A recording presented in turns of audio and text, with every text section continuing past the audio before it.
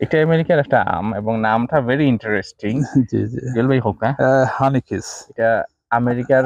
American আম এবং এটাও late variety. এটা কোন মাস হয়? এটাও আগস্ট সেপ্টেম্বর। আগস্ট সেপ্টেম্বরও খাওয়া যায়। এখনো আম দোকা অনেক শক্ত, অনেক শক্ত, এখনো টাইম লাগবে অনেক। ছোট। হুম। টমেটোর আর হয়। বেয়ারিং দেখানি আমরা তো অনেক কিছু দেখতাম হইব, টেস্ট দেখতাম হইব, ফল ধরার কোয়ালিটি দেখতে হইব।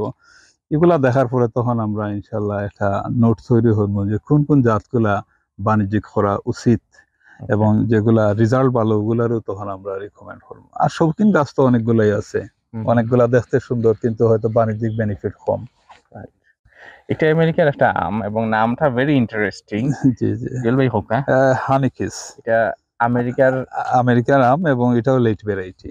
এটা কোন মাস হয়? এটাও আগস্ট সেপ্টেম্বর। আগস্ট সেপ্টেম্বরও খাওয়া যায়। এখনো আম দোকা অনেক শক্ত, অনেক শক্ত, এখনো টাইম লাগবে অনেক। ছোট। হুম। টমেটোর আর হয়। বেয়ারিং দেখানি আমরা তো অনেক কিছু দেখতাম হইব, টেস্ট দেখতাম হইব, ফল ধরার কোয়ালিটি দেখতে হইব।